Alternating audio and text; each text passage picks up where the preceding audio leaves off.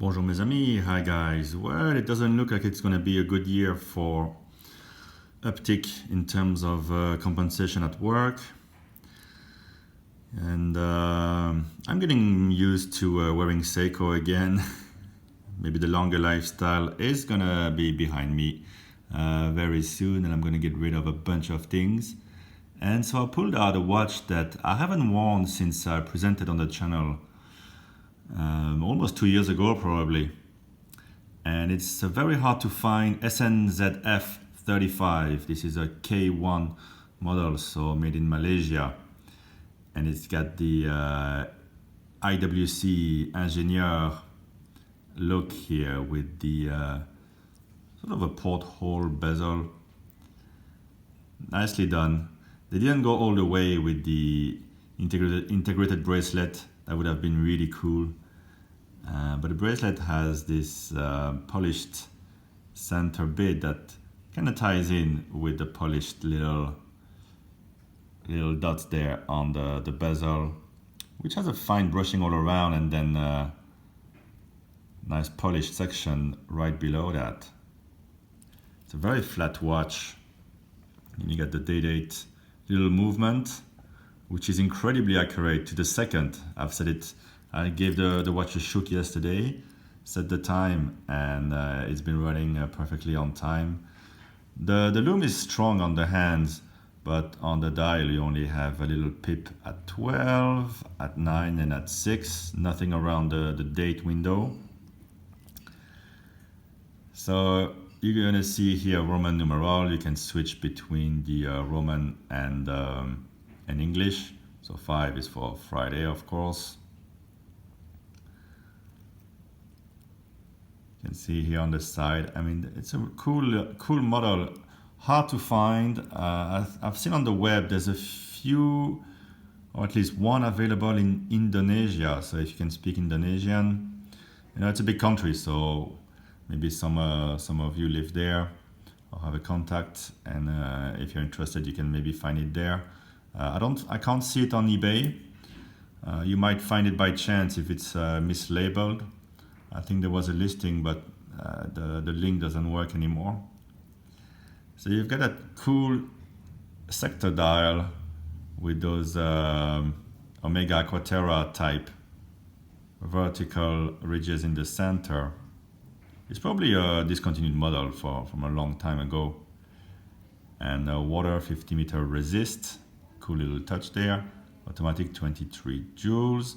I like the rear hoard here.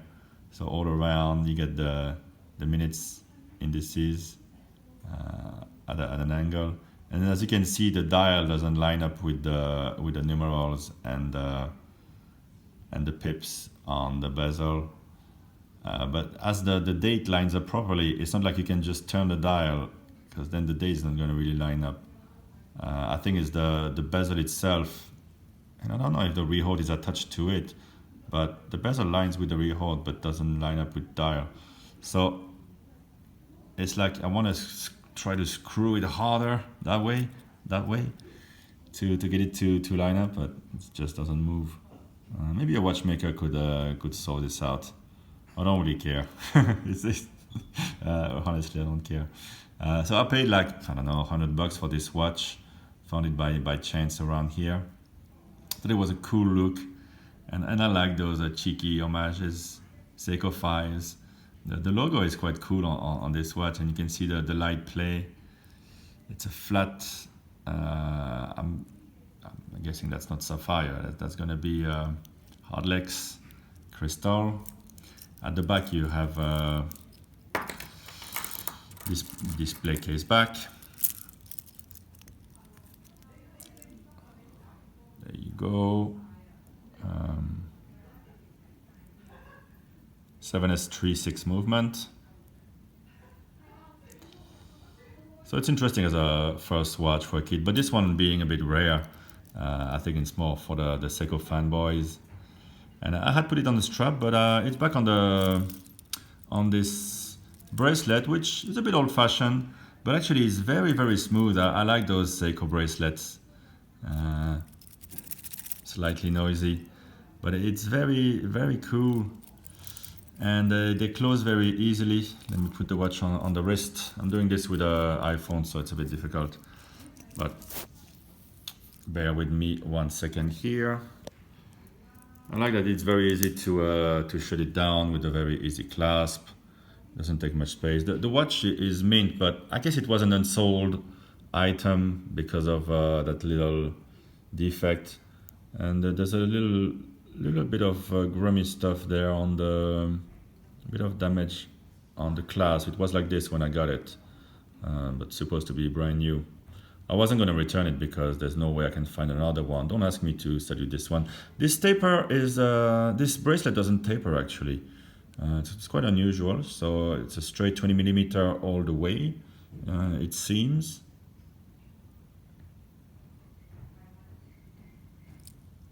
And the watch wears really great.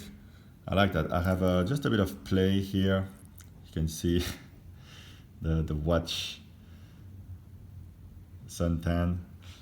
Bit of play, so it feels good on the wrist, very smooth. And I kept it on last night, so I could. It's okay. You can still read the time decently. You know, around the 3-4 o'clock in the morning. There's not much reference for you on the dial, but you can figure it out. And usually 6 o'clock is everyone's main reference, 6-7 o'clock.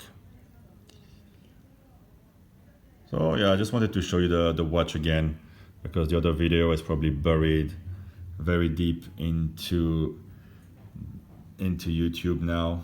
Speaking of which, I've upgraded my YouTube to premium, and what an experience it is. No more commercials. It takes a while to almost get used to it.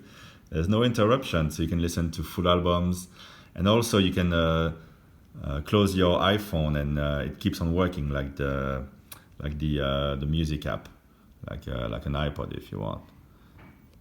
And you can download videos as well.